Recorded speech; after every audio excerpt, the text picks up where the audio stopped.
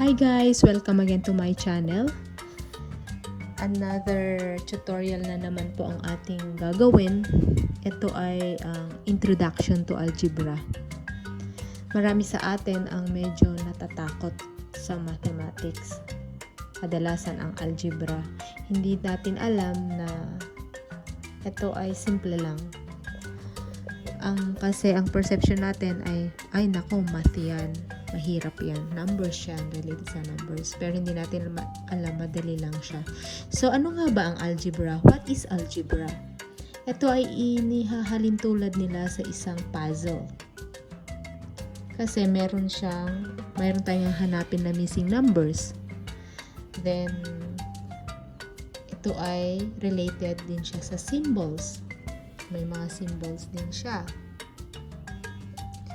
Then, ito ay isang equation. So, may equals. So, puzzle kasi meron tayong missing number na hahanapin. Kaya siya, meron kadalasan ilalagay dyan na variables. Pero hindi tayo gumagamit ng boxes para sa missing number natin, sa unknown natin.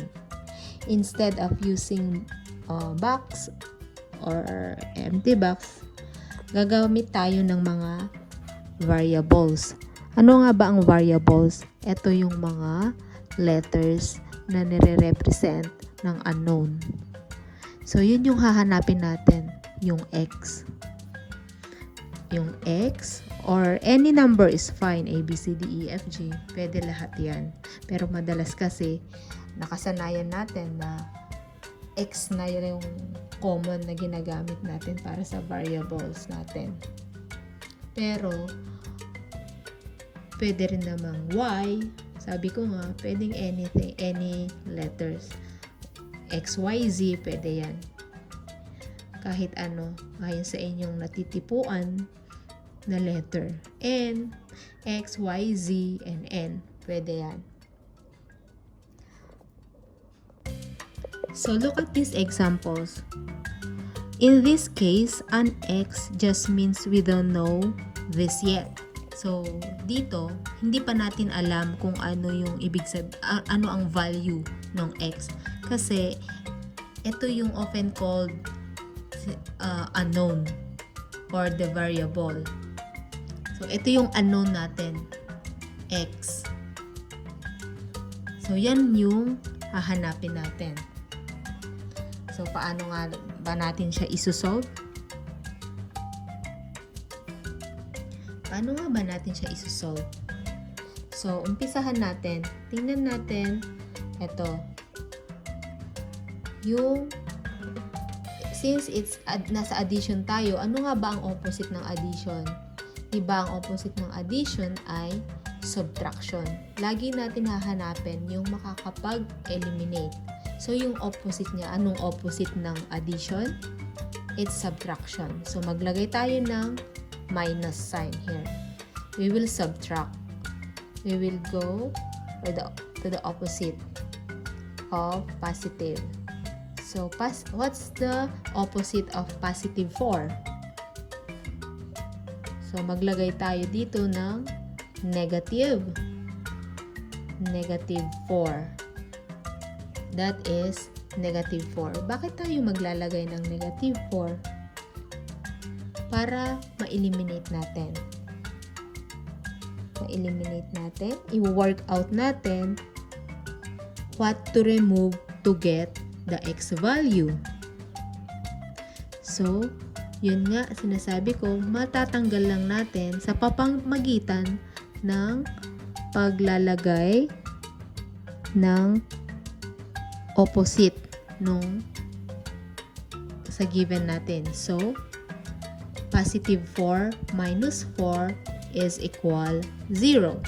So, natanggal na natin yung value, di ba? Wala na siya, 0 na siya.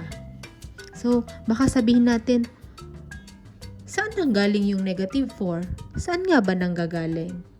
Yan that's the very idea ng algebra. Equation siya. So, maglagay tayo ng mga numbers na makakapagpa-eliminate or opposite. Gagawin natin yung opposite niya.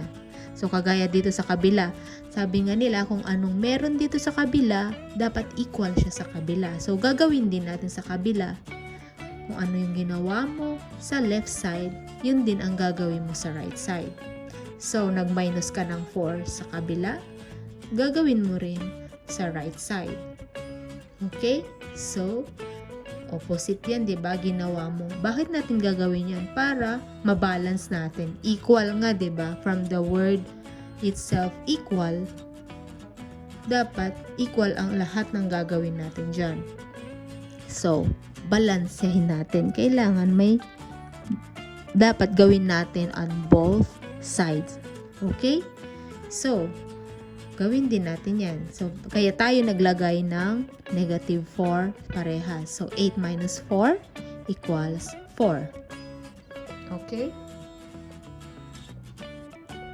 Baka tanungin nyo, bakit tayo naglalagay ng negative 4? Sa magkabilang sides, just to keep the balance. Dapat balance. Okay? So, pagkatapos natin ma-eliminate, maglinis na tayo. So, anong nangyari na sa ating equation? So, x plus 0 equals 4. Saan nanggaling ulit yung 0? Yung positive at saka positive 4 minus 4 equals 0. Kaya naging yun yung sagot. Kaya tapos ito sa kabila 8 minus 4. So equals 4. So pag inayos natin, x plus 0 equals 4. So tanggalin na, since yung 0 ay wala ng value, tanggalin na natin sa picture.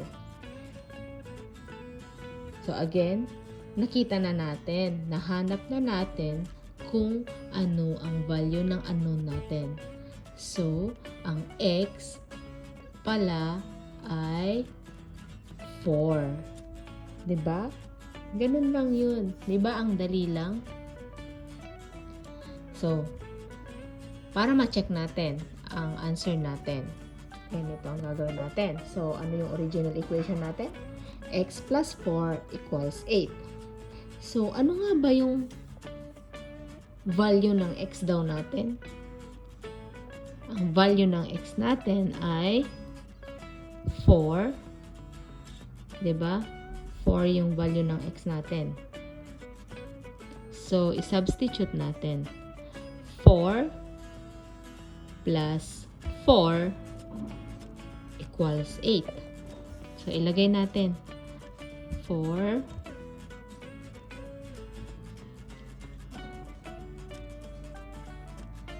plus 4 equals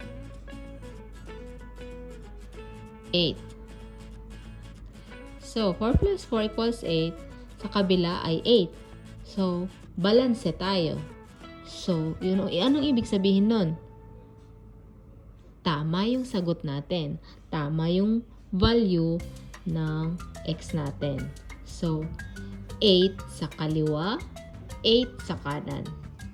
Balance. Ibig sabihin, correct ang unknown value natin na na-solve. Okay? Di ba? Ang dali lang.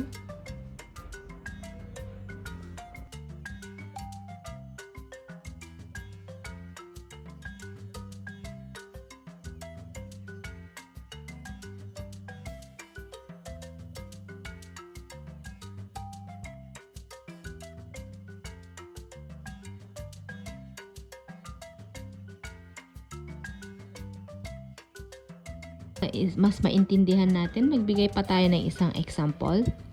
So, n plus 8 equals 18. Okay. So, ano ulit ang ating unang gagawin? So, ang unang gagawin natin ay to eliminate yung mga nandito sa malapit sa variable natin. So, para ma-eliminate ang 8, maglagay tayo ng opposite para maging 0 siya. So, kaya may negative 8 dyan. So, to keep the balance, what we should do, dapat sa kabila rin, meron din siyang negative 8. Okay, so, positive 8 minus 8, that would be equals 0. Then, 18 minus 8 equals 10.